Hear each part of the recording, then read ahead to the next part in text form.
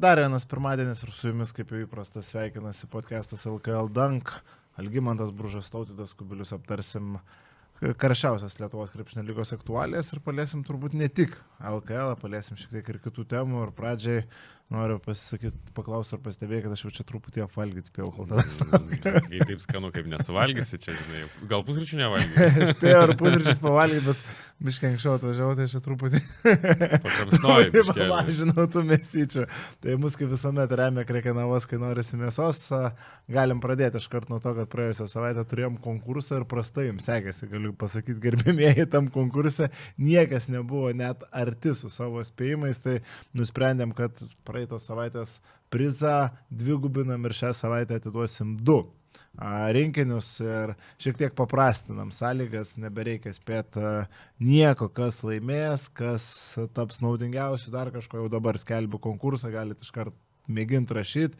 Rašykit komentaruose YouTube, kokią LKL komandą palaikot.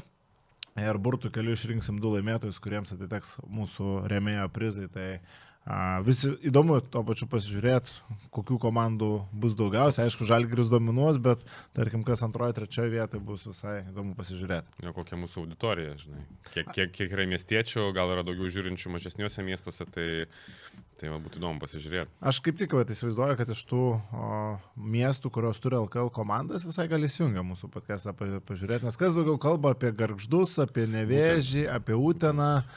Tai aš įsivaizduoju, kad mes turim visai ten auditorijos. Pažiūrėsim, ar aš klystu ar ne, tai rašykit vienu žodžiu komentaruose, ką palaikot. Ir 2 rinkiniai atiteks jums.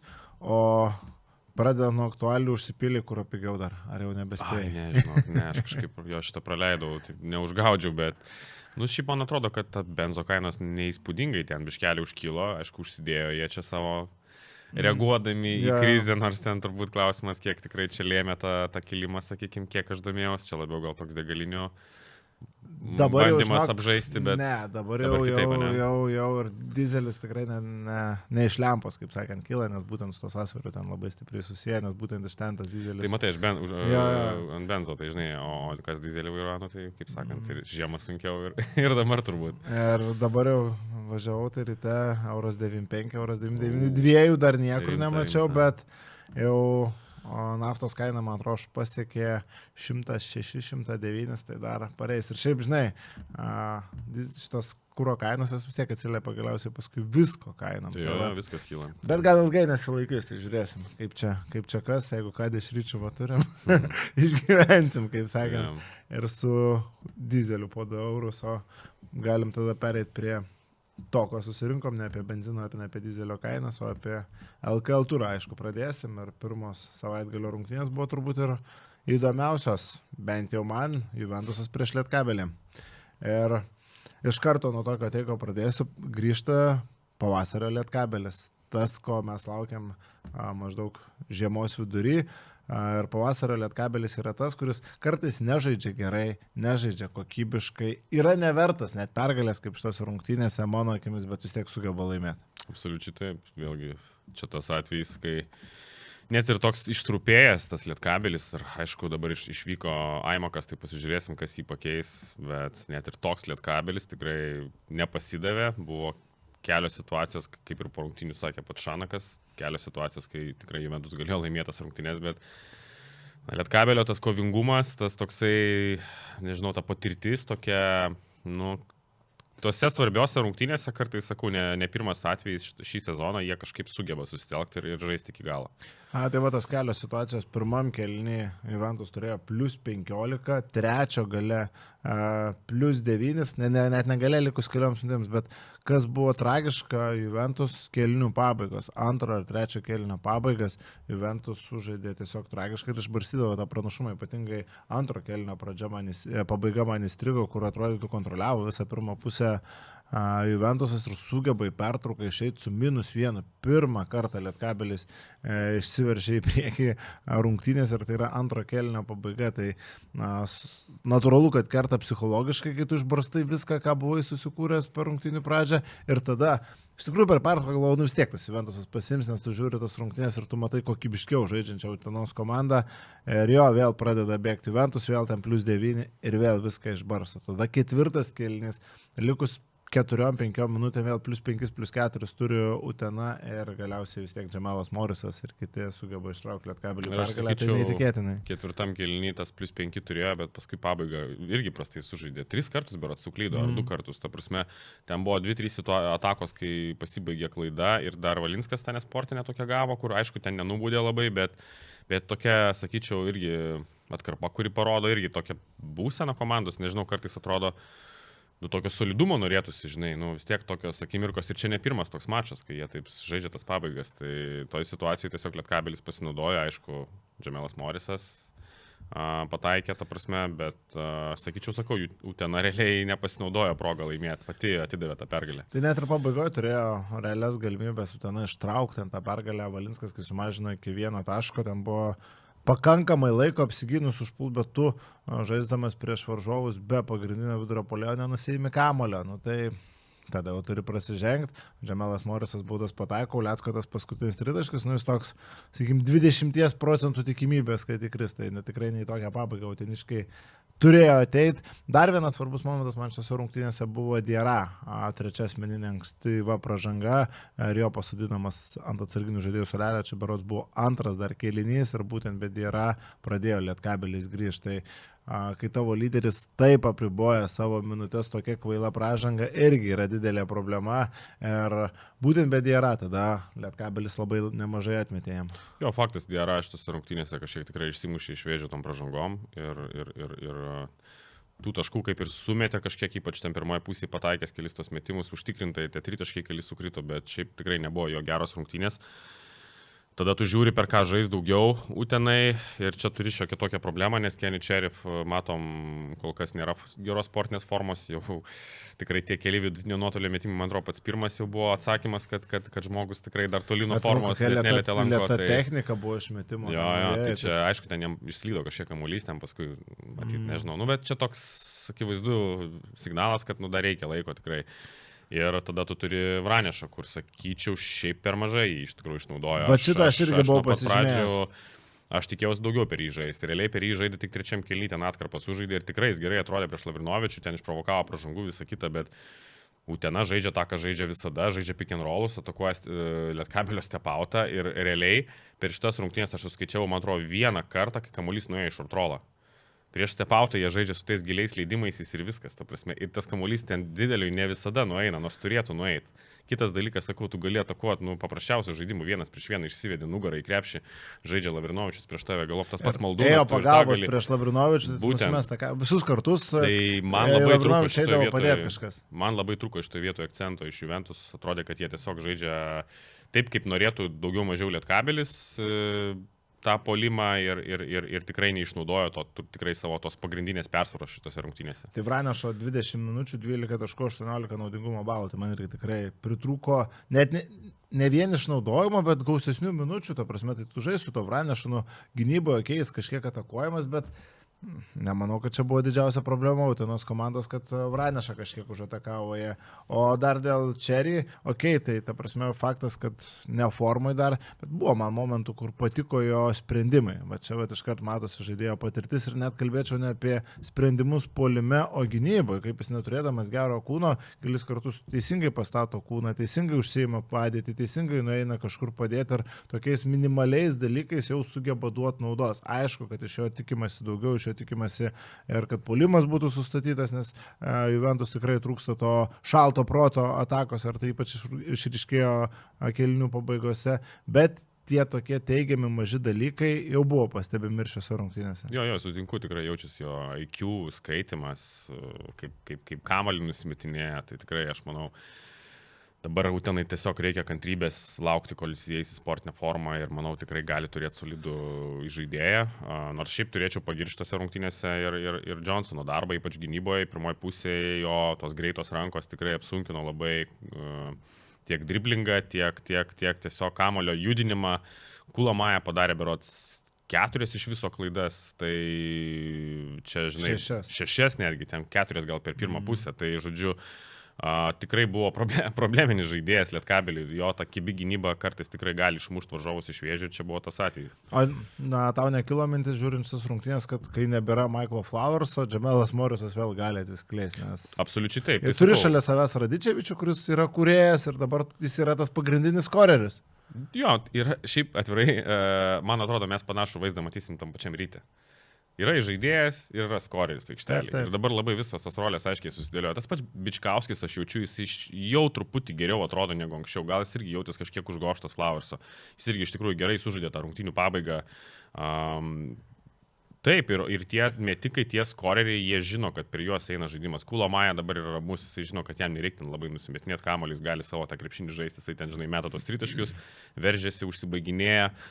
Morisas tas pats per jį žaidžiama labai daug situacijų, kai buvo Flowersas, Lietkabelis tikrai mažiau žaisdavo per Morisą, ta prasme tų tokių off-screen vadinamų situacijų, kai žaidžiama nuo kamulio, kažkokios užtvaros, tageriai, deimantai ir panašus. Jis apskritai Morisas yra iš pagavimo labai geras metikas. Būtent, jis yra metikas. Jis nėra žaidėjas su kamuliu, nėra tas, kuris gerai žaistų ten, jis gali apsižaisti vienas prieš vieną, bet jis yra metikas iš esmės. Taip. Ir dabar Lietkabelis tikrai žymiai daugiau žaidžia situacijų būtent jam ir matom, tas iškart pasitikėjimas atsiranda, jeigu tu pataikai, iškart jis jaučiasi savim.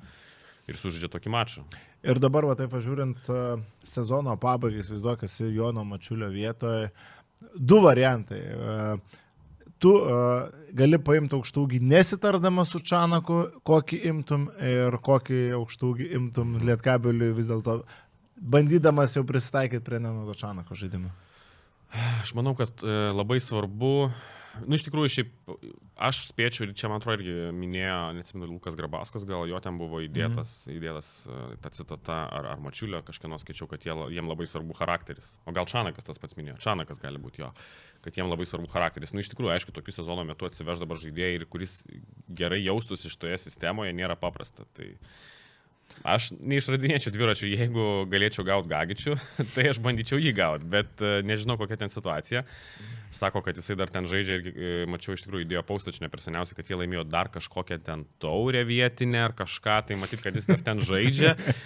Tai žodžiu, vėl nežinau, kokia ten situacija, bet, ieškočiau turbūt tokio žmogaus, kuris suprastų tą sistemą, galėtų ten įsilieti, pastatyti tą gerą užtvarą, duotų tos jėgos po krepšiu ir nemanau, kad jiem dabar atsivežus kažkokį ten atletišką amerikietį. Juolab, kad žaidimo sistemos nekeisi. Būtent. Bet kokiu atveju, kad ir koks aukštūgis atvažiuos, jis bus priverstas gintis tuo aukštu step-outu. Ir puolime skaityti, koks derinys, kur atsistoti, nes sakau, Lietkabelis žaidžia šiaip gana sudėtingą puolimą, ta prasme, kad yra tie deriniai tokie, kur tikrai centras turi daug informacijos valdyti, kaip sakyti, atsimint. Ir jeigu ten žemesnio jokių žaidėjas, jisai pradeda plaukioti, kai jis pradeda plaukioti, derinys nesigauna, nes nėra kažkur užtvaros reikalingos, neišleidžiamas kažkoks žaidėjas ir taip toliau. Tai aš manau, kad jie irgi taip turbūt panašiai masto, manau, kad jie bandys vežtis kažką, kas galėtų, taip, sakykime, iš IQ pusės ir iš to fiziškumo jiem pridėti. Juventus irgi dar ketvirto ieško, šiaip dabar žiūrint į turnyrinę lentelę. Aš visai norėčiau Lietkabelio Juventus susitikimo ketvirtfinalį, būtų labai įdomi akistata, bet gana sunkiai dabar jau tas gaunasi, nebent Šiauliai stipriai kristų žemyn ir per ketvirtą, penktą poziciją šitos dvi komandos galėtų susitikti, o eilę metų esame matę Lietkabelio ir Juventus akistatas ketvirtfinalis, aš visai užbūčiau dar kartą pasižiūrėti būtent šitais metais su tokiu Juventusu, kuris vis tiek susilipdė sudėti dabar ir sezono antrai pusėje atrodo visai tvarkinga, ar to potencialo tikrai turėtų pasipriešinti. Jo, žinai, kita vertus, aišku, aš suprantu, 3 pergalės, aišku, skiria nuo Neptūno. Taip, šiaip didokas atstumas, bet aš taip galvoju, kad čia dar gali visai apsidėlioti lentelę. Tas pats, sakau, tie Šiauliai nėra kažkokia ten garantuota komanda, būtinai, kad bus ten penkete, manau, kad ten Juventus irgi dar turi šansų pakilti aukščiau, tai čia įdomu, kaip čia dėliosias, iš tikrųjų, čia visokios poros yra įmanomas, iš tikrųjų. Aš Šiaulius gal matau kaip tą komandą, kuri gali. Aš šiek tiek dar pakryž žemyn ir Lietkabelis, tarkim, Šiaulius gaudyti tikrai gali. Gerai, šitas rungtynės kažkiek pasižiūrėjom, galim keliauti į kitas tos dienos rungtynės. Tai Nevėžis prieš Gargždus ir dar vienos rungtynės, kurios skaičiau, gana panašios buvo į pirmą mačą. Vėl laimėjo ta komanda, kuri nežaidė geresnį krepšinį. Nevėžis 3,5 kėlinio buvo geresnė komanda, bet rungtynių pabaiga, 4,5 minutės, Nevėžis nepelnė net taško, ir jeigu mes kalbėjom, kad Juventus žaidime kažkiek buvo per daug to chaoso, tai, Nevėžio aš nesupratau, ta prasme, tu pirmaudamas žaidi tokias trumpas atakas, tu meti iš pirmos opcijos, kur atrodo, tiesiog reikia šiek tiek ramybės, reikia šiek tiek įėjimo į kažkokias situacijas, tu prie +8, prie +5 metimus iš pirmų opcijų, leidai varžovams nubėgti greitus puolimus, susirinkti taškus tranzicijoje ir realiai iš to ir sugrįžo Gargždai ir paskui perlaužė rungtynės. Gal pabaiga tragedija, tikrai ten buvo labai daug tokio labai primityvaus turbūt to žaidimo, ypatingai per McLaughlin, kurį dengia mano šitų rungtynių toks X faktorius MVP, kaip be pavadinsi, Darilas Duala. Jo gynyba prieš McLaughlin iš tikrųjų buvo kertinis momentas paskutinėmis atakomis. Ten realiai jis sustabdė 3 kartus ten jo tos metimus. Ir tada Gargždai galėjo, kaip sakai, puolime, sakykime, turėti daugiau tų progų išbėgti kažkur lengvesnių taškų pasirinkti. Tai čia tas momentas tikrai irgi nustebino, jo pabaiga tokia, ką padarė Gargždai, pradėjo keistis, bet 1-4, tik tais 5 ten labiau tą Petrilevičių žaidė fletą, ta prasme leido, kaip sakyt, į vidų įeit, bet 2 dalykai užstrigo, sakau, McLaughlinas prieš Dualą ir tikrai atrodė labai puikiai prisistatęs Jeffersonas irgi visiškai sustojo lemiamų metų prieš Turnerį. Turneris biškelį taip griežčiau pasiėmė už gerklytės.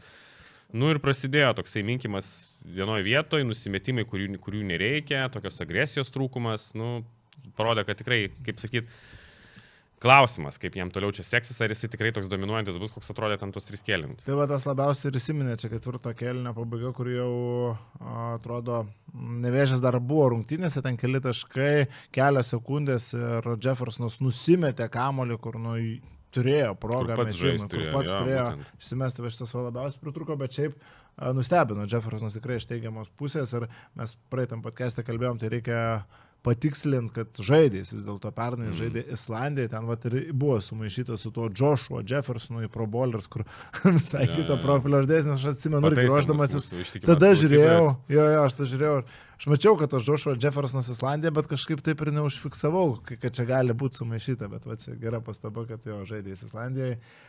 Kas dar Nevėžį, tarkim, gerai atrodė, tai tas pats Pokto parodė, kad gali būtas plečiantis aikštę daugiau žaidėjas, su tas metimas jo tikrai gana minkštas ir šitą mačą irgi 2 iš 3 tritaškai. Marcinkevičiaus taškai 4 kėlinio vidury buvo tikrai tokie, kur atrodė, kad vėl gali Nevėžis nueiti ir užsitvirtinti tą pranašumą, bet Marcinkevičius ir pelnė paskutinius taškus komandai, o daugiau kaip ir pritrūko. Valentinovas Stepautai man dar visai patiko, kas iš Nevėžio komandos, tarkim, ta gynyba iki 3,5 kėlinio buvo gana nebloga ir Valentinas Stepautė, visai tvarkingai judėjo.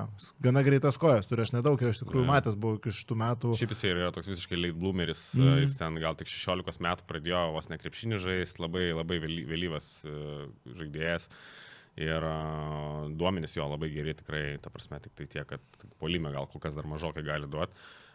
Ir šitose rungtynėse, aišku, trūko Nevėžio ir Muilos, tokio solidesnio žaidimo antroji pusėje, visiškai išsiėmė su pražangom, ten tokių kvailų pražangų prisirinko, kur tikrai tokio žmogaus tu nori lemiamų metų, o tau realiai jisai tikrai davė pačiai pradžiai. Tikrai gerai jautės prieš Gargždų priekinę liniją, ten rinko kamuolius ir puolime ir rinko tos taškus, bet antroji pusė jo išsiėmė su pražangom. Ir ką, ir tada turi tokią situaciją, kad realiai, žinai, tam puolime jo iššovė ten Pokto su Šargua, tarėsi. Įmetė tos kelis tritaškus, bet iš esmės tau puolime vis tiek labai trūko kažkokio sprendėjo lemiamų metų, kaip ir sakiau, žinai, tu turi McLaughliną, kuris bandė ant savęs imtis, bet tokios neįžaistos situacijos, tokios bukas toks bandymas pramušti. Tada Jeffersoną, kuris išsijungė tada, kada gavo truputėlį fiziškumo ir aišku, vėl pirmas mačas, matyti, jisai irgi pratinasi prie vaidmens, ne iki galo supranta, jis čia turi žaisti, neturi žaisti. Ir tu neturi Seltono Migelio, kurio tikrai trūko, kuris būtų sprendęs, bet tuo pačiu čia ir paaiškinimas, kodėl Jeffersonas taip sužaidė, nes šiaip reikia pripažinti, nebuvo kam daugiau to kamulio valdyti, jisai turėjo jam savęs nemažai imtis ir ėmėsi. Antras dalykas, Gargždai pradžiai nesuprato, prieš ką gynasi, ta prasme, realiai jis yra driveris vadinamas, bet ant jo lipo kaip ant metiko ir matėm, kad tas metimas toks, man bus labai įdomu pamatyti, kaip toliau komandos ginsis ir man atrodo, kad kai skautingas truputį pasikeis ant jo, jeigu jis neįrodys, kad jis gali būti stabilus metikas, jam gali būti sunku sudėtinga. Bet su Saltonu Migeliu, kai jie bus tandeme, tai vėl. Aišku, Jeffersonui vėl truputį, manau, kitokią rolę, gal kažkiek jis pasislinks į tą antrą numerį, kaip sakyt, pirmą numerį, bet turim ne šešėlį, žinai. Nes kas man patiko, tai ten, bet galim sakyti, kad šiek tiek pabijojo imtis iniciatyvos, nors turėjo, bet kamuolius dalinasi, jis nėra ta juodoji skylė, kad ten, žinai, realiai atvažiavo vis tiek žaidėjas pasidaryti kažkokią statistiką, pasirinkti skaičius, gavę šansą tikrai jo karjerai neblogame lygyje, čia dabar turėti gerus skaičius, tai gali būti jam impulsas tikrai gana nemažas, bet skaitėjais tas situacijas, dalyjosi to kamuoliu, žaidė gana komandai. Nuo pat pradžių labai jautės ten, aišku, vėl pirmas mačas, matyt, treneris akcentavo, kad tu davai įžaisti tos derinius tvarkingai, nes ten grinai atsiveda kamuolį pagal derinį, paduoda ten, kur reikia. Paskui jau taip pabandė, po truputį ant savęs pasiimti, pavyko, bet tada įsijungė ir jo tas taškų rinkėjo mentalitetas. Tikrai buvo situacija, kur paskubėjęs, tai tritaškiais keliais, ten taip sakykime, galėjo taip ramiau, šalčiau sužaisti ir toks jau jaučiasi, kad vis tiek kažkiek jisai, man įdomu iš tikrųjų, kaip jisai atrodys, kiek jisai bus tas komandinis žaidėjas, nes taip antroji pusė, sakyčiau, jau daugiau pasimatė, kad jis yra labiau taškų rinkėjas negu tai man labai įdomiausias tas momentas, kaip kartu su Migeliu, nes Migelis yra grinai žaidėjas savo, jeigu Jeffersonas būtų tas labiau kūrintis komandos draugams, tada viskas labai tvarkingai. Bet tiesa, gynyba tai labai blogai. Ne, tai apie gynybą čia net nėra ką kalbėti, prasme, tai iš karto mes matėm, koks kūnas pasižiūrėjus. Tai vienoje situacijoje klausautė, ten, ta prasme, neatsimenu, kas prieš jį veržėsi, bet tiesiog išvirto, išklumpių. Tai Čerry, žinai, kūno neturi gynybai, bet jis turi, žinai, patirtį aukščiausiam lygiai, ten ta situacija skaito, taip, čia nei kūno, nei kažkokios patirties. Tai natūralu, kad gynyboje jis bus mušamas. Kas dar iš tų rungtynių, tai parodė, kad vis dėlto nebereikalo tą tritaškių konkursą laimėjo Mineikis. Vienas svarbiausių pataikytų tritaškių ir apskritai nedaug turim šiuo metu žaidėjų LKL su tokia išreikšta tritaškio savybė, kaip kad Mineikis. Ir jo kaip jis pradėjo prastai, nepataikė ten pirmų kelių metimų, ta prasme, pirmoji pusė tikrai jam nebuvo jo rungtynės, atrodė, kad tikrai čia trūks Gargždam, bet kai sprogo trečiam kėlinį berods, tai wow, ta prasme, ir tas man patinka jo toks užsidegimas, toks šiaip gyvas žaidėjas, toks tikrai stengiasi, ten lipa, bėga, emocijas rodo po tų metimų, toks, tokių norisi daugiau, žinai, kaip metikas, jisai nėra tas toksai, žinai, introvertas kažkoks tai, kaip sakyt, šalta kraujus kažkoks, kur pataiko ir jam nesvarbu kaip robotui. Ne, jisai tikrai žiauriai emocingas atrodė žaidėjas ir tikrai pramušė ir tikrai jo žaidimas lemiamų metų buvo labai svarbus. Ir kiek mes turime apskritai tokių žaidėjų, kuriuos galėtume LKL vadinti tokiai, čia sniperio power prikliuosi, tai čia visi pyks, koks čia sniperis su 32,6% LKL, bet faktas, kad tai yra žaidėjas, kurio stiprybė yra tritaškis, kuris yra įmamas tam, kad mestų iš 3 taškų zonos. Nedaug turim lietuvių, kurių žaidimas suktųsi aplink 3 taškų liniją. Tai Nojus Mineikis yra toks ir matyt 4 iš 9, nors procentas šiame sezone tikrai nėra aukštas, džiugina ir jeigu pavyktų tos procentus kilsel, nes kiek aš atsimenu iš ankstesnių jo sezonų, būtent apie tritaškį, Neptūne ten buvo tie pirmi metai, viskas sukosi būtent aplink pataikymą iš 3 taškų zonos. Tai bus įdomu stebėti, ar pavyks. Visada jo problema buvo tas pastovumas, stabilumas, kad metikas jisai visada buvo geras, ta prasme, gerą tą minkštą metimą turėjo, visą kitą, bet tas procentas niekada, kaip sakyt, šlubuodavo dažnai. Ir čia gal su psichologija kažkiek susiję, turbūt dar kažkiek neįaugęs tokio, kaip krepšininkas, tokio neturi tokio užtikrintumo gal kelio žaidžiant, bet vėlgi, gal šitas sezonas bus tas kaip pramušgalė. Šiaip jie su Roko Jokubaičio, jeigu neklystu, yra iš tos pačios Vlado Knašiaus kartose, ten dviese traukdavo į gana didelės aukštumas krepšinio mokykloje, prasme, ten buvo Knašiaus ir Marčiulionio tuo metu. Ar plem, aš maišau tas Vilniaus ar ten Marčiulionio tuo metu, žinau, kad Vilniaus būdavo ten ta stipri karta ir jie dvies realiai su Jokubaičiu Knašiu traukdavo moksleivių krepšinio lygmenį. Tuo metu tekdavo nemažai dar domėtis MKL, tai Nojų Mineikį buvo atsiminęs iš tų laikų. Gerai, galim keliauti prie rungtynių, kur intrigos visiškai nesitikėjom ir rezultatas rodo, kad intriga buvo, bet iš esmės nebuvo. Žalgiris 97-90 Jonava. Žalgiris į rungtynės ateina be Igno Brasdeikio, be Silveino Francisko, be Ąžuolo Tubelio, be Laurino Biručio ir be Nigelo Williams saugos. Ar aš tai už šitus ėjimus turiu labai didelę pagarbą Tomui Masiuliui, kad jis eina su tuo jaunimu, išima 5 pagrindinius žaidėjus ir aš tikiuosi, kad jis laikysis šitos idėjos visai likusiai sezono dalį LKL ir net nežiūrint plius minus prieš ką žais. Ne, tai viskas tvarkoja. Nu, čia aišku, kaip sakyti, ir nelabai turbūt turi to kito varianto, kai tu turi tiek tokių žaidėjų, kur kažkokių ten skausmų turi problemų, tai nėra, kad jie ten visiškai, kaip sakyti, švieži yra. Jie tikrai ten tų skausmų turi, jau ten krūvio tikrai, manau, kaip sakyti, tos kojos ir visa kita jau pajutę ir reikia juos ilsinti, tokiuose ypatingai rungtynėse su Jonava, nu, tu turi laimėti ir be jų, ta prasme, ir duoti tą šansą kitiems žaidėjams. Bet aš iš tikrųjų norėčiau, kad tie antros komandos žaidėjai truputį daugiau minučių žaisti. Vis tiek, aš manau, galima būtų daugiau duoti tam pačiam Štombergui, kad ir šitose rungtynėse tikrai buvo galima daugiau duoti, negu ten kiek 4 minutės žaidė. Tai aš galvoju, tokiose rungtynėse tu gali dar labiau parizikuoti, bet aš suprantu, ir trenerių toj vietoj, kadangi, nu, realiai auklėtiniai, kaip sakyta, pagrindinės komandos žaidėjai, jie nesukūrė situacijos tokios, kad tu jaustumės užtikrintai ramiai, galėdamas žaisti visiškai jau tais tuo jaunimėliu. Nes realiai Jonava visas rungtynės taip kvepavo į nugaras, maždaug 10 taškų, kad ten, sakykime, viena kita ataka jau galėjo labiau priartėti.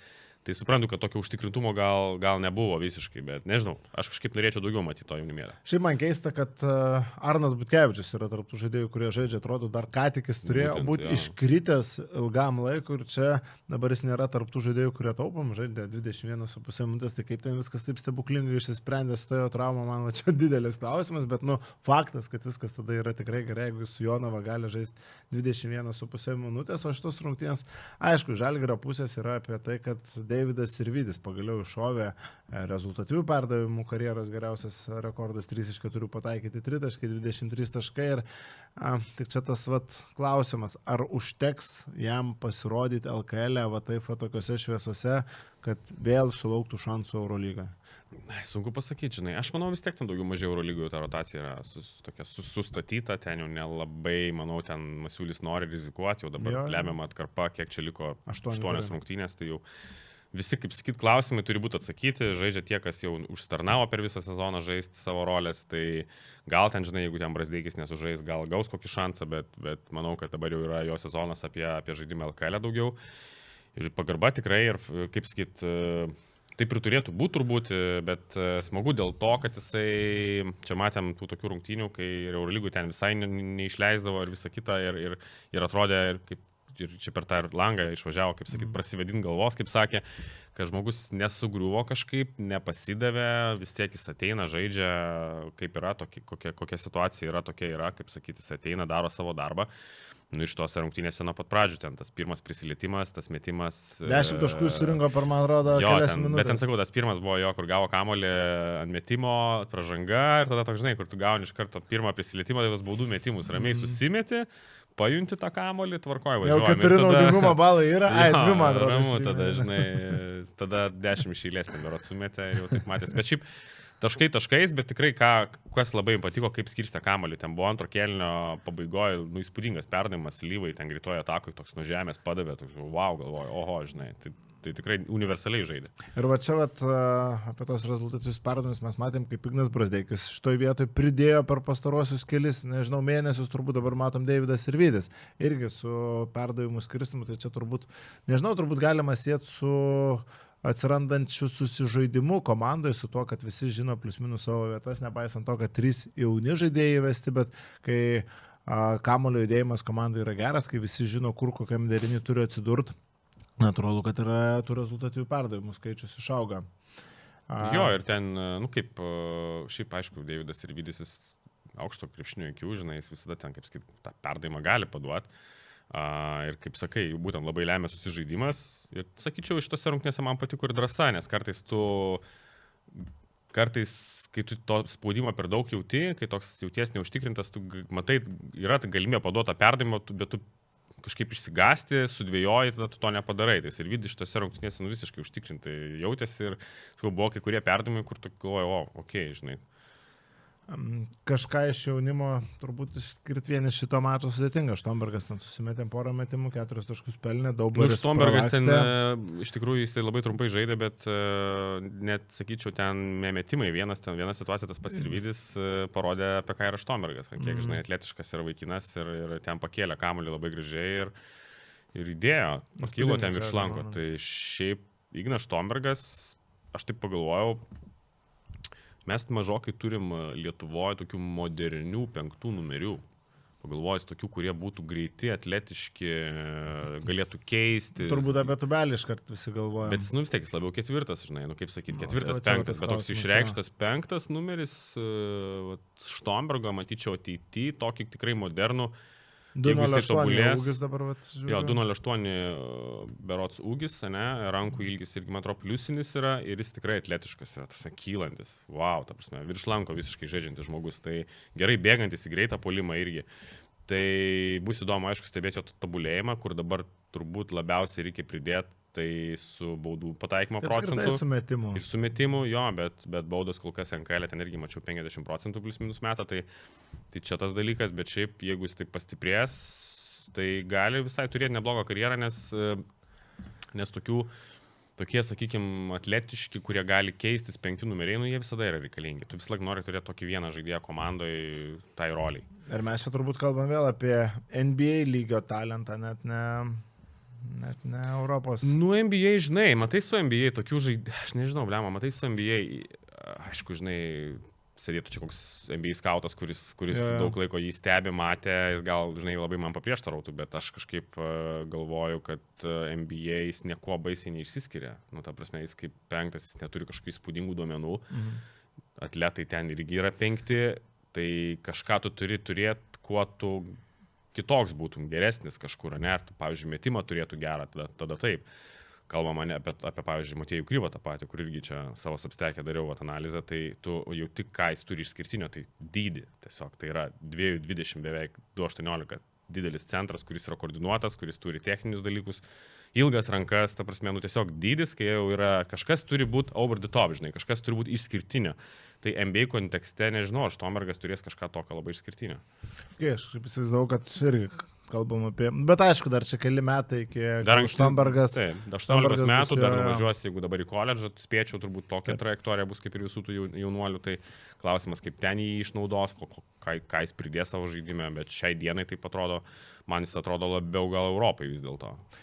Kalbant šitų rungtynių apie Jonovą, kaip tau palyginimas Carterio su Carsonu Edwardsu patiko? Okay, įspūdinga. Kuris iš tavas?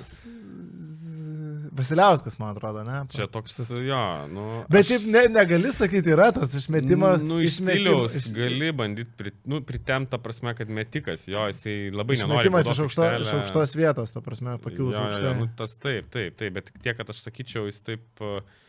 Nėra labai metantis iš tų, bent jau nematau, kad jam ten labai daug žaistų tų off-screen, tų metikų, tų situacijų. Jis toks labiau su kamoliu, kažkokią užtvarą gauna, tada, žinai, jis bando mest. Arba 1-1. Tai sakyčiau, gal čia kitoks, nes Edwardsas yra grinai iš užtvarų metikas ir žiauriai geras, ta prasme, to vieto. Aišku, jis gali pats ant savęs sužais, bet čia, sakyčiau, skirtumas yra šioks toks iš stiliaus. Jau nekalbant apie lygį ir apie visą kitą, žinai. Bet šiaip Carteris po truputį įsibėgėja, kur ten atrodė, kad po pirmų net kokių 2-3 mėnesių atrodė, kad visiškas flopas, dabar prie Žalgirį tiek jo, tiek Warnerio labai solidus mačai, kur irgi žaidėjas atrodytų gana labai keistų duomenų.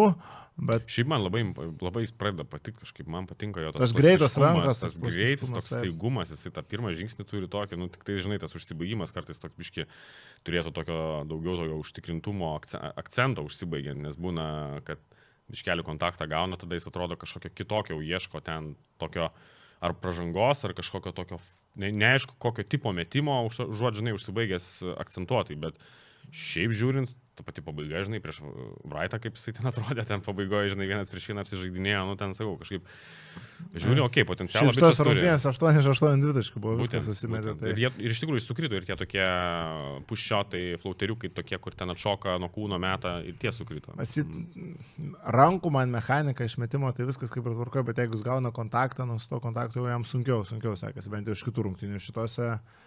To kontakto gal buvo kiek mažiau, tai vat Carteris ir Warneris 2 Jonavos lyderiai buvo šito mačio, o Rutherfordo debutas, bet aš iš karto prie tos minties eičiau, kad ne prie Žalgirį vertinti reikia Rutherfordo kol kas pasirodymą, nes jis neturi nieko, ką gali pasiūlyti prieš Žalgirį puolime, žais prieš komandas, kurių priekinė linija atrodo kiek kitaip.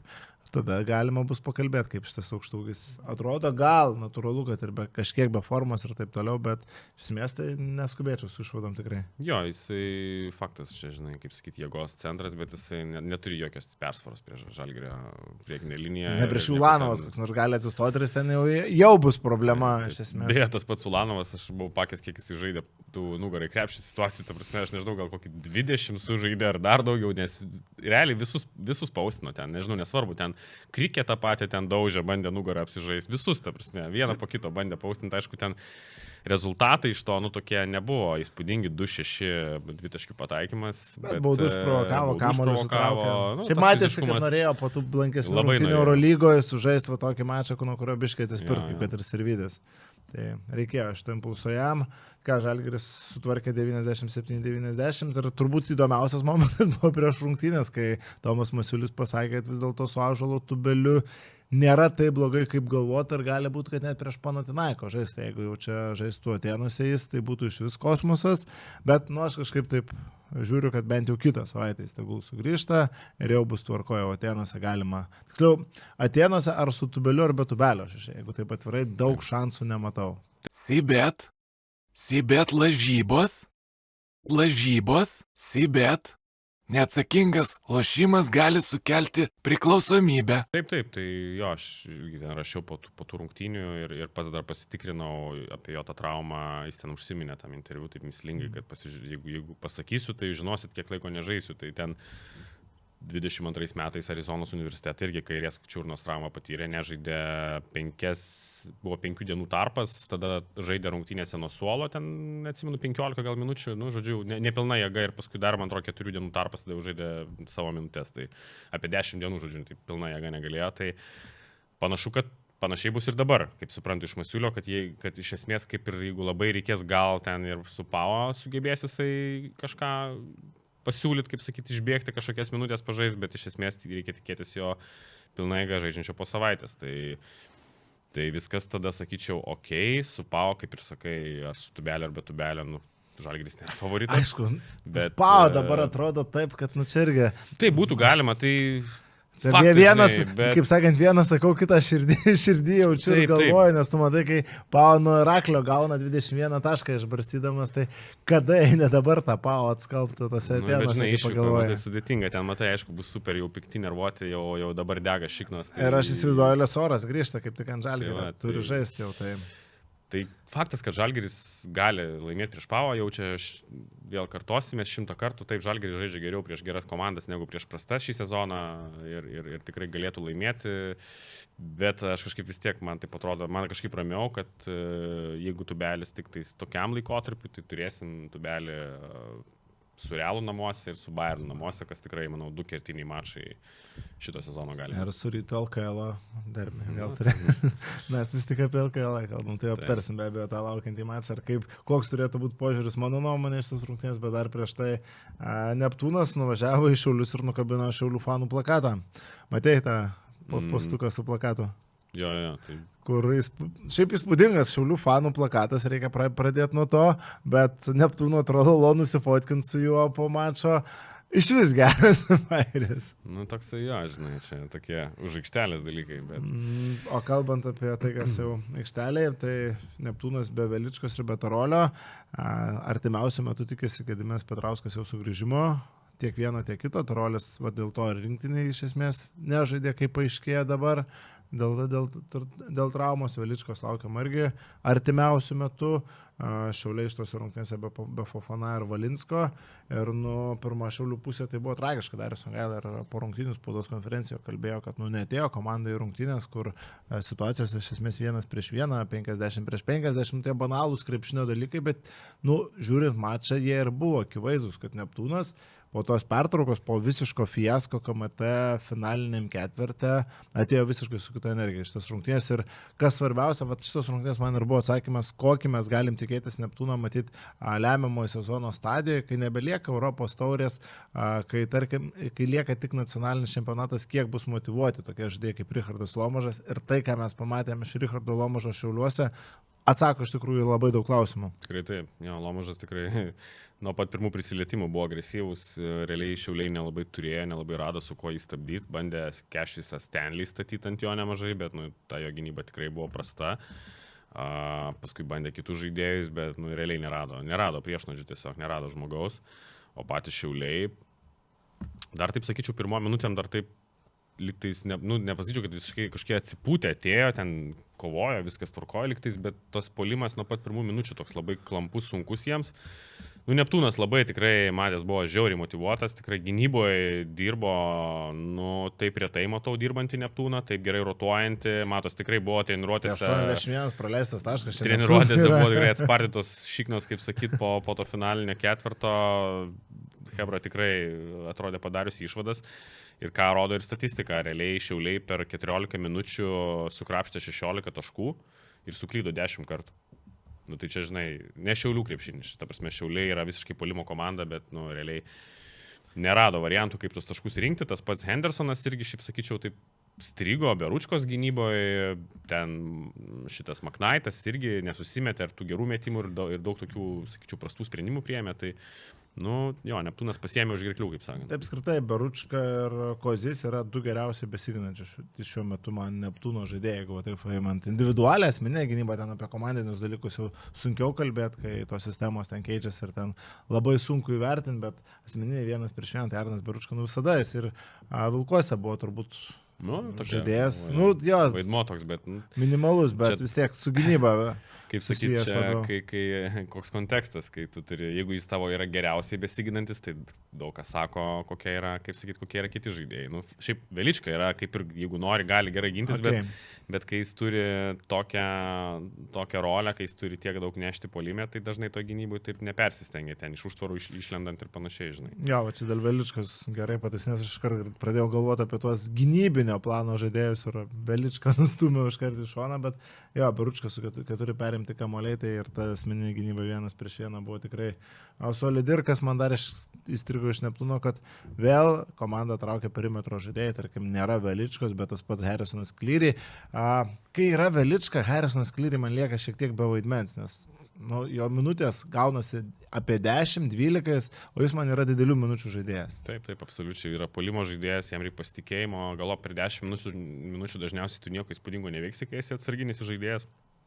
Tokio žmogaus kaip Velička, kuris yra toks dominuojantis. Juolab, kad tai yra dar vienas gynybai pažeidžiamas žaidėjas. Iškart jį atakuoja, tada visi, žinai, tai šitose rungtynėse irgi bandė jį atakuoti, bet, kažkaip nesigavo ten, sakykime, Šiauliam per jį labai daug taškų tų pririnkti, o puolime Cleary realiai rungtynės ir uždarė, nes ten jau Šiauliai šiaip kabinosi ketvirtam kėliny, galėjo ten krapštytis, kaip sakyti, iš to pralaimėjimo, bet tada Cleary 11 taškų iš eilės sumetė, ten 3 taškius į veidą sukalė ir viskas, tu nieko nepadarysi, žinai. Tai čia, sakyčiau, Neptūnų labai gerai, kad iškritus Veličkai grįžo po traumos Cleary ir, kaip sakyt, ir neliko be žaidėjo iš vis. Girdžiūnas, vidutinis to susimetė kokybiškai, tik 3 taškai nekrito, tai dar su Girdžiūno 0-6 Neptūnas įsitraukė ir, sakau, man šios rungtynės nemažai pasakė apie Neptūną, kad vis dėlto šitai lemiamai sezono stadijai jie ateis tokie, kokie buvo Europos taurės, nežinau, sezono eigoje, sezono viduryje, aišku. Beje, ten Čilinis buvo patyręs traumelę, bet panašu, kad viskas tvarkoja, jis ten paliko aikštę taip šlupčiodamas, padedamas, jau buvau pagalvojęs, kad Neptūnui šakės, bet paskui sugrįžo ir panašu, kad viskas, kad nieko baisaus nenutiko jam, nes jeigu iškristų vėl priekinės linijos žaidėjas Neptūnų, tai čia būtų panaši situacija kaip su Žalgiriu. Sudėtinga būtų ten toliau išsikaponuoto. Šiaip aišku, tas priekis Neptūnų neįspūdingas, kaip bežiūrėsi, bet Šiaulių, turbūt dar liūdnesnis, ten pleikys tik tais, tas Simaničius, koks jis bebūtų, bet jis, aš nežinau, ką jis tau gali duoti labai, žinai, tu turi Venę, bet, pavyzdžiui, šitose rungtynėse, jis toks labai man iškritęs atrodė, ten vienas perdavimas iš vis buvo juokingas, ten berods antro kėlinio pirma ataka nusipaišė, ten derinį išėjo, žinai, Venė ten turėjo užmesti aliupą Simaničiui, tai metį į lentos viršų tiesiog. Tai, čia irgi daug parodo apie tą, turbūt apie ką kalbėjo ir Songaila, žinai, tai nežinau, su tokiu priekiu net prieš Neptūną, tu net be Tarolio Neptūną, tu nelabai ką gali padaryti, tai nežinau, jeigu būtų serijoje, turbūt Neptūnas būtų ryškus favoritas, man vis tiek šitoje poroje. Ir tarkim, jeigu aš Maknaito pratesimą vertinau kaip labai, labai gerą, dėl Fofana aš jau taip nesu pozityviai nusiteikęs, nes tai yra rolinis žaidėjas LKL, mano akimis, nedaugiau. Šiai dienai taip atrodo, aišku, turi kaip ir tą konkurentą labai rimtą dėl minučių, Hendersoną, nes jis irgi toks labiau taškų rinkėjas. Šiaip pasižiūrėjau statistiškai, yra vienas efektyviausių LKL, vienas prieš vieną žaidėjų. Tai manau, kad čia irgi vienas iš momentų, apie ką jie galvo, nes aš pastebėjau, kai jie žaidžia, sakykime, su Fofana, ypatingai pabaigas, jie mėgsta per jį žaisti, jie mėgsta duoti jam kamuolį ir maždaug tu spręsk. Ir šiaip jis gerai žaidžia vienas prieš vieną. Nu, bet gynyba prasta, ten su gynyba labai prasti popieriai. Nors duomenis šiaip nėra. Duomenis kaip ir turi, bet nors fiziškumo gal, sakyčiau, trūksta truputėlį, tas užtvaras irgi limpantis ir visa kita, bet šiaip, kaip vertint, klausimas už kiek, žinai, klausimas už kiek pratęsė, aišku, žiūrint į kito sezono sudėtį, nu gerai, tu tarkim, jeigu tu jį planuoji kaip 6 žaidėją, tai dar galiu suprasti. Jeigu tu planuoji kaip žmogų, kuris pakeis Hendersoną, tada jau labai rizikinga, aš sakyčiau, kad gal aš tai įsivaizduoju dabartinę rolę, nebent ta prasme, nes jeigu vietoje Hendersono, tai... Nu, jeigu už panašius pinigus imi, tai gal ir suprantama, žinai, gali kaip sakyti, tokį ir turėti jį, žinai, nuo suolo išleidys, tau gali pakeisti truputėlį rungtynių eigą, nes tikrai vienas prieš vieną gerai žaidžia. Orų sotus nebūsi. Kai norisi mėsos, rinkis Krekenavos. Nuo 90% mažiau oro, daugiau mėsos. Gerai, tai 4 šios savaitės mačai aptarti, dabar keliausim į standartinę savo rubriką, kurią pristato mūsų rėmėjas Krekenavos, kai norisi mėsos. Tai kaip visada peržiūrėsim vieną iš geriausių LKL dėjimų YouTube playlistę su mėsomis ir keliamės į praėjusį sezoną. Skrajojantis. 2 savaitės iš eilės nusprendžiau eiti su Ąžuolu, turėjom jo epizodą Klaipėdos Neptūno komandai, dabar turim Vilniaus Ryto gretose, nors kaip ir kalbėjom, tas sezonas Ryte nebuvo galbūt toks sėkmingas, kaip planavom iš anksto, Neptūnais sėkmingiau man prisistatė, tai toks prisiminimas iš... Bet šiaip kalbant apie šitą irgi atvejį irgi praėjusį sezoną, tai vat, įdomu iš tikrųjų, koks tas 4 numeris bus Ryte ir ar jisai kažkiek dabar, ar jie ras, kuo pakeisti normaliai Vailį, nes kalbam apie tą Skyliners puolėją, tai pasižiūrėsim, šiaip žiūrėjau aš jį. Manau, kad puolime šiaip neblogas žaidėjas tikrai gali duoti, bet ar tai... Ir šiaip iš tikrųjų turintis panašumų su Tubeliu, bet vat, būtent, kad kaip Tubelis turėjo problemų su pataikymu kai kuriuose rungtynėse ir nebuvo tas procentas labai užtikrintas Ryte, taip ir tas Jadon galima pavardė užkrito man jo. Lydy, man atrodo. Lydy, jo, taip ir jisai šiaip, tikrai nėra stabilus. Bet klausimas, aš kažkaip ar tikrai čia pasitvirtins vėl Ryto fanų iškapstymas. Jeigu bus tas žaidėjas, tai šiaip puolime blemba turintis, tikrai įgūdžių turintis, fiziškumą gerą. Tai...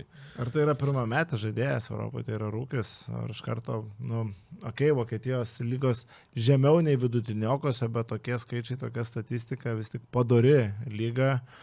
Labai įdomus būtų pasirašymas ir aišku, būtų netgi įdomu pasirašyti tokį žaidėją ne tik šio sezono pabaigai, tarkim, žiūrint ir į ateitį, jeigu tu nugriebi tokį taip prisistatantį krepšininką, aš visai žiūrėčiau ilgalaikę perspektyvą, nes tai yra didelių lubų žaidėjas, tu neėmė Augustino Rubito, žinai, kur tu gausi, tu žinai, ką gausi iš esmės, tokiai Lietkabelis gavo daugiau negu tikėjosi, bet esmė, kad čia gali būti materialo žaidėjo labai aukšto lygio. Jo, jisai, sakau, fiziniai duomenys puikus, gana aukštas, toks šiaip raumeningas, labai tvirtas, fiziškas žaidėjas, mėgsta veidų žaisti, turi labai gerą vidutinį metimą. 17,8 taško 9,5 atkovoto kamuolio. Sakau, kamuolis gerai bėga į greitą puolimą, pats mėgsta netgi pats paspaus kamuolį, tai žiūrint į priekį, tai suprasčiau tikrai tokį pasirašymą, jeigu ten būtų dar net kitiem metam, kur tikrai galėjau gintis, nes turbūt tokia ir mintis turėtų būti, jeigu tu imi ypatingai tuos užsieniečius, tu bandai šaudyti ant jaunesnių ir kurie turi didesnę motivaciją, vis tiek jis atvažiuoja, žinai, jis dar nori kažką įrodyti Europoje, nori dėl kažko žaisti, tai tikrai logiška būtų tokį žaidėją bandyti ilgesniam laikui rašytis. Faktas, man netgi labiau patiktų nei tas pats Jacobas Vailė, aš nebuvau didelis gerbėjas, daug kas ten, mes turėjome ir 5. kėlinį diskusiją. Jis pačioje sezono pradžioje labai šiaip gerai atrodė, aš net irgi buvau truputėlį užsihypinęs, kad galvojau, kokia energija, visa kita. Bet kažkaip paskui ta energija pasėdo, taip ir žiūri, toks tas balionas, taip žinai, išsubliuško realiai. Bet vėl čia tas žaidėjas, kur galim kalbėti, nieko konkretaus. Man jis neturi kažko tokio, ką, sakai, energija pradžioj buvo, bet tos energijos neliko, nei jis tau aikštę gali kokybiškai išplėsti, nei jis tau fiziškumo labai daug duoda. Nei nugarą žaidžia, nei tritaškį turi. Viską kaip ir daro po truputį kažkaip. Tai bet atrodė, žinai, tas žmogus, kuris ims kamuolius labai gerai, ne? Iš tos energijos, iš to savo kaip ir dydžio, atletiškumas neblogas, bet su tais kamuoliais, nedominavo jis taip, kaip turbūt daug kas tikėjęs ir sakyčiau, labai vidutiniškas gavosi galiausiai. Žinai, būtent atrodė toks tandemas Vailė ir Gudaitis vienas šalia kito, čia atrodė monstriška jėga, turėtų būti net ir FIBA čempionų lygos lygiai, jau nekalbu apie LKL, bet kaip ir sakai, nebuvo kažkaip taip, tai va šitas lydy gali būti neblogas tas arkliukas, kaip sakant, fizinis, kuris rytui tikrai galėtų priduoti būtent tos energijos, apie kurią kalbėjom apie Jacobą Vailį. Orų sotus nebūsi. Kai norisi mėsos, rinkis Krekenavos. Ir kadangi apie rytą kalbam, aš vieną tokį off-topic turiu klausimą. Matai Vilniaus Žalgirio pustuką? Ne, nemačiau, kas buvo.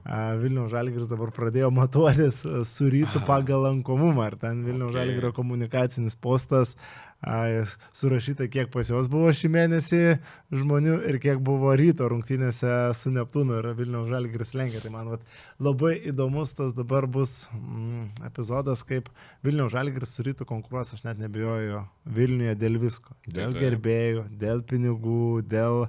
kaip ir sakau, mano nuomonė šiuo metu Vilniaus Žalgiris yra didesnis konkurentas rytui negu Kauno Žalgiris, nes su Kauno Žalgiriu jie konkuruoja tik aikštėje ir tai kartais. Geras kampas, nes Vilniui vėlgi dėl pinigų kalbant, tai taip, su Žalgiriu nekovoji, su Žalgiriu šiaip jau mažai, tu nekovoji iš esmės, tai yra skirtingo lygio, kaip sakyti, biudžetai, vienintelis dalykas, ką tu gali ryto pusėje turbūt daryti, stengtis kaip manoma geriau dirbti ir laukti to prastesnio sezono Žalgiriui ir tada bandyti krapštytis ten ir bandyti juos, žinai, nugalėti LKL finale, kas pastaraisiais metais pavykdo visai neblogai, ne?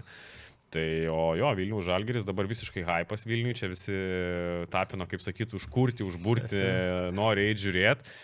Komunikacija, aišku, tokia, kokios futbole lietuviškam dar nėra buvę. Jie neturi dar komunikacijos specialistų, tenais daug kas žvengia šito posto, ta prasme, ten jis gana viral nuėjo, ten Rytis Višniauskas pakomentavo tiesiog smilą, tai tas smilas surinko, žinai, kiek laiko, 222 šiai sekundžiai. Tai gal rytfaniai visi ir sulaikė.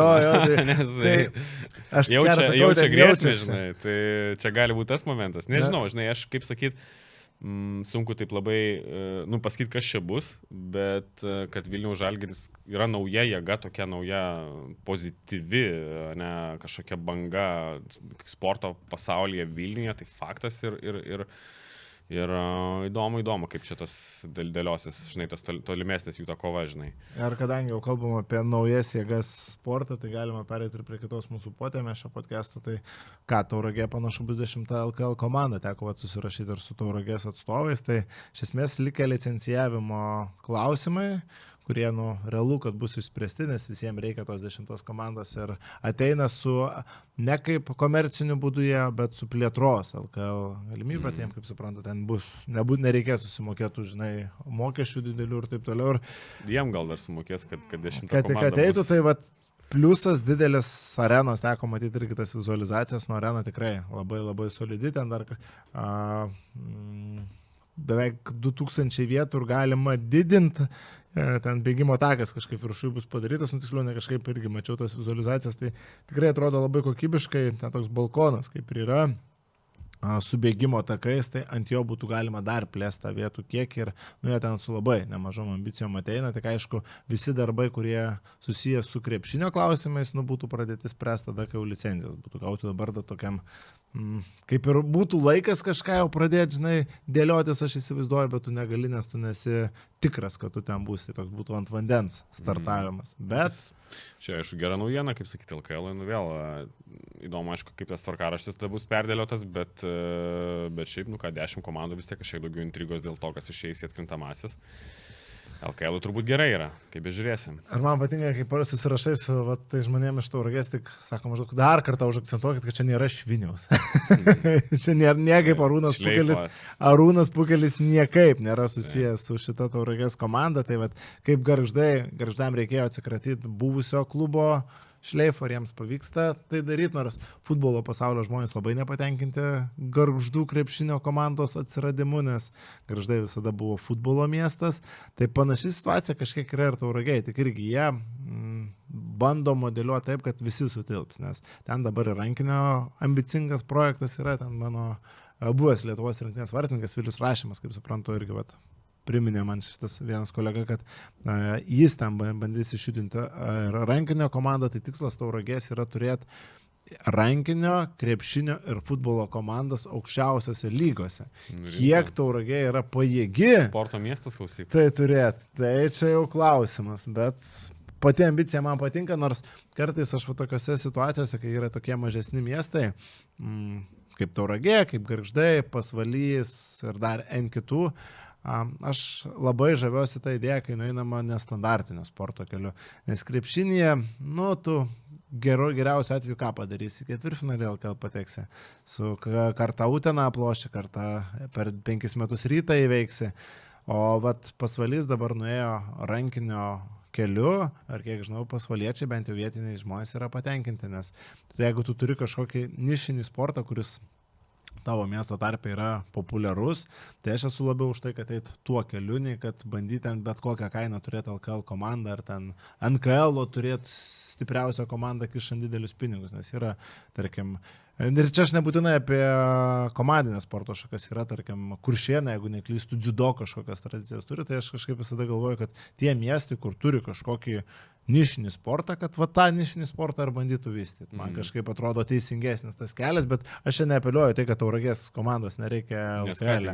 Kad nusimestų, žinai, tegul jie būna. Tegul jie būna, tegul ateina, jeigu taip kaip Gargždai, bent jau tokio kalibro, bent jau tokios idėjos, bent jau tokio darbo jau, manau, sakyčiau, visai užtektų. Faktas. Žinai, tikrai tų 10 komandų norėtųsi LKL, tik tiek, kad labai svarbu, kad tas finansinis tvarumas būtų kažkoks sudėliotas, kur nebūtų ten kažkokių kvailų kontraktų besirašoma, kažkokių besivaikoma ten trumpų sėkmių, susidėliot kažkokią tokią ilgalaikę strategiją, aišku, jeigu tai yra įmanoma. Ir bandyti iš lėto, kaip tie patys Gargždai, yra tikrai puikus pavyzdys, kaip šį sezoną dirba. Kaip bežiūrėsi, nauja organizacija, bet labai solidžiai tvarkosi ir bent jau nesigirdi kažkokių problemų su pinigais, didelių labai vėlavimų, aš nežinau, negirdžiu to.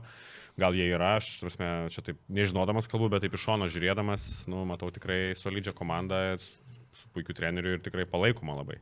Ir belieka tikėtis, kad tų žaidėjų LKL užteks, nes tų lietuvių šiuo metu trūkumas yra, ir aišku, iš karto krypsta akis į NCAA, kasgi ten artimiausių metų grįž. Ir grįžta dabar Augustas Marčiulionis. Tai tai čia netokio lygio. Ne, bet aš kalbu apie apskritai apie LKL komandas ir lietuvius sugrįžtančius iš NCAA, sugrįžtančius iš kitų šalių. Tai Augustas Marčiulionis grįžta netiesiogiai iš NCAA, bet iš esmės iš NCAA sugrįžo Laurinas Vaištaras, tas pats Ąžuolas Tubelis iš esmės sugrįžo, bet didelio kol kas kiekio vis dar nesulaukiam, tarkim, būdavo tie visi, tarkim, aš net nebežinau, Modestas Kancleris baigė, jau nebaigė. Reiktų pasitikrinti, čia reiktų pasiruošti, kas yra dabar seniorų, šiaip daug yra Amerikoje tų lietuvių dabar koledžuose, čia tokia gal kita. Arlauskas jau dar grįžo, ne per seniausiai. Jo, yra gal tokia kita mintis, žinai, kai tu uždirbi ten būdamas, nežinau, eilinis žaidėjas, kelišimtus tūkstančių per sezoną, dabar tu grįši žaisti už ten 3000 eurų per mėnesį, gal ir grįši, jo, gal ką tu labai veiksi, klausimas, ne, bet čia yra įdomu ir bus įdomu pastebėti, kiek tikrai tų žaidėjų tokių, kurie nekalbam apie Tubelį, apie Marčiulio, čia nekalbam apie to A-listerius, nekalbam apie tos tokius, sakykime, kaip Kancleris, tokius žaidėjus, kurie turbūt eitų, kaip Vaištaras, pavyzdžiui, kurie eitų žaisti nebent į LKL apatinio komandą šiuo metu. Tai kiek tokių žaidėjų nuspręs baigę mokslus Amerikoje likti ten gyventi, pavyzdžiui, bandyti kažkur kabintis, įsidarbinti, arba jeigu grįž, daryti kažką kitą, o ne žais krepšinį, nes šiaip jau per tuos 4-5 metus, kiek jie praleidžia laiko koledžą, galima visai neblogai susitaupyti pinigėlių, nes, pasižiūrėjus, jeigu tu ten gauni 200 000 per sezoną, tai tu gali grįžęs visai taip ramiai. Aišku, tokiu startu išėjti gal ir savo verslą kažkokį. Klausimas, kiek ten jų lietuvių tiek gaunančių. Šiaip nemažai, žinau, tai tie apatiniai gauna. Ta prasme, Vokietaitis gauna kosmosą. Taip, tai aš dar sakau, Vokietaitis gauna kosmosą. Tie tokie, kurie ateis žaisti į Jonavas, jie apie 100-200 000 per sezoną gauna. Tai jie dėl to ir važiuoja ten. Čia Tai pagrindinė jo, priežastis. faktas, bet... Čia neišlaikysi ir nieko nepadarysi, tiesiog tokia yra sistema, kažkiek galima sakyti idiotiška dabar koledžų krepšinėje, gal čia galima būtų irgi diskutuoti, kiek idiotiška, kiek ne, bet faktas, kad, sakykime, ten jaunimas, studentai, jie uždirba daugiau negu Žalgirio žaidėjai. Tai va tas ir yra momentas, mes vardinom žaidėjus, kurie sugrįžo, tai sugrįžo tie aukščiausios prabo žaidėjai, kol kas, kaip su pavienėmis šimtim, tai va plečiantis LKL komandų kiekiui, užpildyti jas vien legionieriais ten kažkokiais. Tiesiog lygis šiek tiek kris. Esminis dalykas lygis kris. Aišku, bus legionierių visada daug, bet tada daugiau ateis tiesiog iš NKL kažkokių tai lietuvių. O iš NKL adaptacija šiuo metu labai sunki. Tai va, tai anksčiau būdavo kiekvieną tarpsnį kokie 5-4 žaidėjai, kur ateina ir aš nedarydavau tos topus, va kas čia gali pasibelti iš NKL. Dabar, nes dauguma išvažiuoja iš tų jaunesnių, o sakykim taip, tai va dabar klausimas, nes tie tikrai geri, tai jie grįž ir žais tą krepšinį ir žais už tuos atlyginimus, kokie čia yra mokami, nes kodėl ne, nes jau yra galimybė jiem, tarkim, pasiekti Eurolygos lygį ir tuos uždarbius turėti labai rimtus, bet, sakau, tie tokie, kurie gal nelabai net Eurolygos potencialo turi, grįž.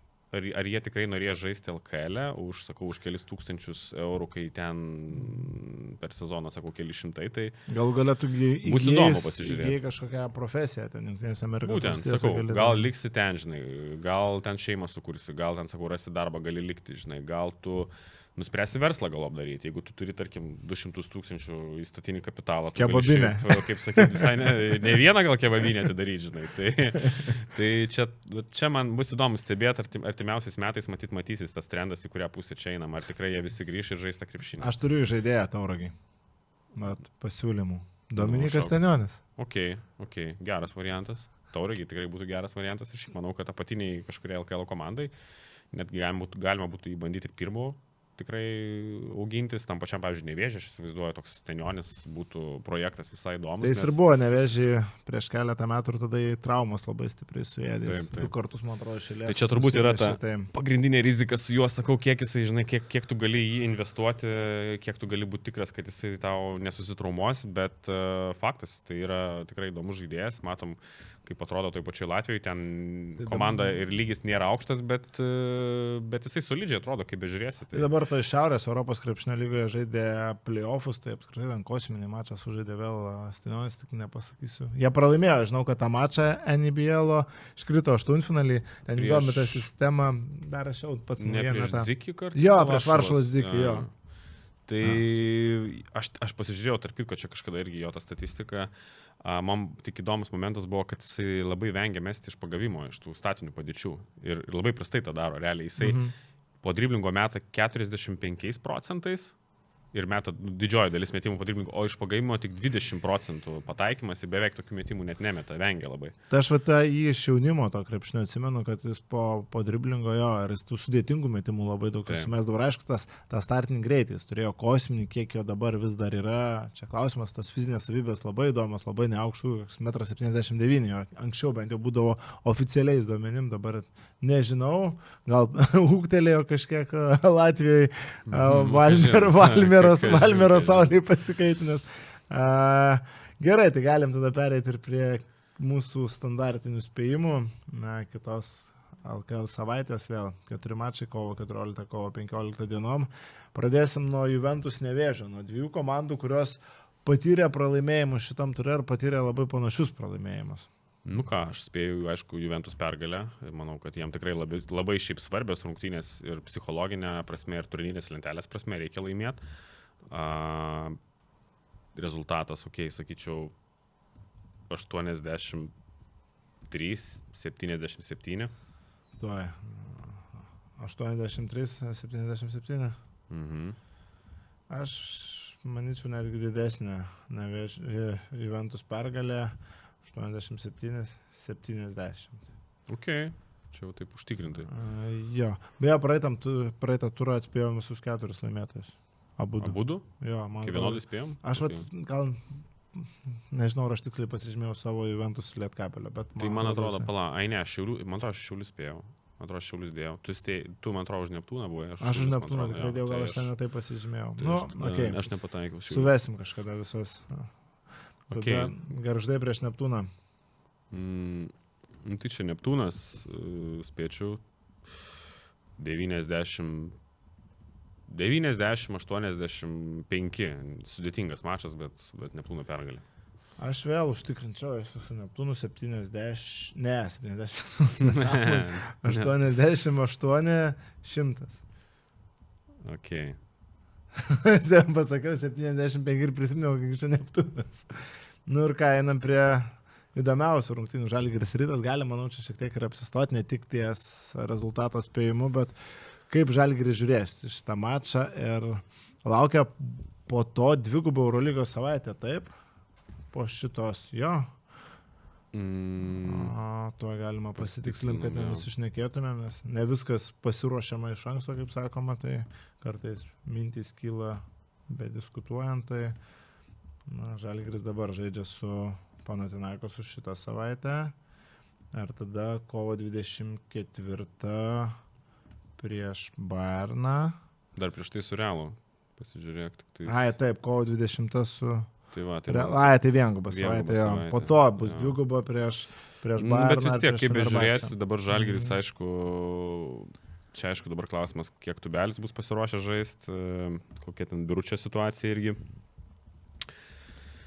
Tikrai ten nedės, kaip sakyt, maksimaliai ten didelio akcento ant šito mačo, nes nėra jokios logikos, ne? Vis tiek tu dabar koncentruojasi į Eurolygą, tu ten LKL pirmą vietą turi ir faktas, kad su Rytu visada yra motivacija žaisti, bet man atrodo, kad tai yra šansas Rytui laimėti. Ir Ryto ant tokiam ant bangos, su Marčiulioniu, su... Įveikus Lemaną ir galbūt jau turint tą 4 numerį, aš dėčiau Ryto pergalę. Okay. Ir dėčiau Ryto pergalę kokie 84-80. Aš turiu iš vis drąsų teigia, kad šį sezoną Žalgiris nekartą Rytui taip ir nepralaimės iki pat sezono pabaigos ir šitas rungtynės irgi laimės Žalgiris 94-8, bet čia jo, sudėtingas mačas, 94-87. Tai... Visko gali būti, labai realu, čia žinai, čia toksai taip. Faktas, Žalgiris jau kiek yra kartų įrodęs, kad tikrai tas lygis yra turbūt šį sezoną labai kitoj lentynų negu Ryto, bet man bus įdomu pasižiūrėti, kiek jie atsineš šitas rungtynės, kita vertus irgi Rytas turės svarbų mačą, paskui su Galatasarayum, gali būti, kad irgi truputėlį nepersistengs, kaip sakyti, gali būti, kad turėsim tokį L klasiko, net LKL klasiko, kuris nebus tikrai iš abiejų pusių ten maksimaliai. Man įdomu, kokios būtų apskritai reakcijos visų tiek Ryto, tiek patie Žalgirio gerbėjų, jeigu Žalgiris ateitų su tokia pačia sudėtim kaip prieš Jonavą. Jeigu Žalgiris sugebėtų laimėti tokią sudėtim, čia būtų iš vis rimtas pareiškimas. O tu neregistruoji Francisko, neregistruoji Williamso, Goso, Brazdeikio, Mauzesą dar išėmė. Ir ateini su tokia sudėtim, Štombergas startiniam 5 ir pradedi kapotis. Būtų įdomu, jeigu būtų, bet manau, kad taip tikrai nebus, vis tiek Rytas, ne tas varžovas, čia ne Jonava, kad gali savo, žinai, taip dirbinėti. Bet tas pergalės kaip ir nėra, kad tau labai reikia, tas... Bet prieš Rytą visada reikia laimėti. Bet taip pralaimėtum, taip, niekas nepasmerktų. Nepasmerktų, bet iš tikrųjų, jeigu taip išeitų, tai... Bet jeigu taip laimėtų... Žinok, man atrodo, aš nemanau, kad labai Žalgirio fanam patiktų, jeigu toks būtų, žinai, čia Rytas, čia yra derbis, tu negali taip jau visiškai nusirašyti, žinai. Nemanau, kad... Bet jeigu pavyktų laimėti tokią sudėtimą, tada... O jeigu nepavyktų? High risk, low win, man atrodo, kaip čia pasakyti. Gerai, paskutinis mačas Lietkabelis Jonava, pavasarinis Lietkabelis, reikia pabrėžti. Tai Lietkabelis susitvarkys, aš net nebijoju. Jo, nors šiaip Jonava pastaruoju metu visai rodo tos nagus. Tas net nebijojo, toks labai drąsus, bet... šauk. Kokie, sakyčiau, 8-6, 80. Gerai, aš nerezultatyviam mače 74-68, Lietkabelio pergalė. Tai tiek turbūt iš artimiausio LKL turo. Kitol dar mūsų laukia komandų rungtynės 2 tarptautinėse turnyruose, tai Žalgiris žaidžia su Panathinaikos, Rytas su Lemanu ir tada jau LKL kovas. Šiaip mažėja po truputį krepšinio, baigėsi Lietkabelio, baigėsi Neptūno, galima ramiau Eurolygą pasižiūrėti, būna visiškai susikoncentruoti. Ten aš pats, vėlgi turiu su Edgaru čia susirinkam šeštadienį, tai praktiškai Viską visas rungtynės turiu pasižiūrėti, jo, stengiuosi, gal kai kurias pavienės jau ten praleidžiu, jeigu nespėju, bet šiaip. Tai pasižiūriu, ką dabar ryto tas mačas, labai įdomu, kaip čia rytų baigsis tas pasirodymas Čempionų lygoje. Su Lemano, manau, tikrai galima imti, kaip su Galtasaraju, matyti, irgi labai reikia to pastiprinimo vis tiek. Ten Šiaip gerai, kad Galtasarajus ir Ceveno nepasėmė, nes buvo ten Twitteriuose ar taip toliau kalbų, kad ir Cevenas visai... O jam būtų labai pridėjęs, nes tas, jūs, sakykim, 5 grandis, pati silpniausia yra iš visų, sakyčiau. Keistas tas išvažiavimas. Keistas labai, aš ir nesupratau. Nelabai suprantu, ką jis ten veikia. Gerai, tai turbūt... dar turiu klausimą. O tu su Andrėja Trinkėri jokio kontakto nebespėjai apturėti, ne? Okay. Tada nėra potėmis. O koks tavo papasakok, tu geriau primink ir papasakok. Mano kontaktas su Andrėja Trinkėri buvo toks visai šiltas. Papasakok, koks vynas už kiek. Tai vyną aš pardaviau. Nepardaviau, aš aukcioną tą vyną atidaviau, nes Bartuševičius rinko tuo metu pinigus Ukrainai, ten kažkokia... Bet tai kažkas sakė, kad jis labai pigus, ten 30 eurų. Jo, ne, tiek nekainavo. Tai aš tą prasme pats jo net nežiūrėjau, kiek ten jo ta kaina, bet žmonės iš karto prasičekino. 14 eurų ta kaina, bet jisai aukcionui Ukrainai surinko apie porą šimtų, man atrodo. Oi, dabar nebepasakysiu. Bet nepasilgo Andrėja, sėkmės jam Salonikose. Ačiū Andrėja, kad pavertė 30 eurų į kelius. Taip, va, stebukladarys. Jėzus vertė vandenį vynu, Andrėja vyną pavertė už 20 eurų, 200 eurų Ukrainai. Tai ačiū visiems, kad žiūrėjote iki galo. Galite dar kartą priminsiu dalyvauti konkursą, rašykit kokią LKL komandą palaikote ir susiklausysim su jumis už savaitę. Iki.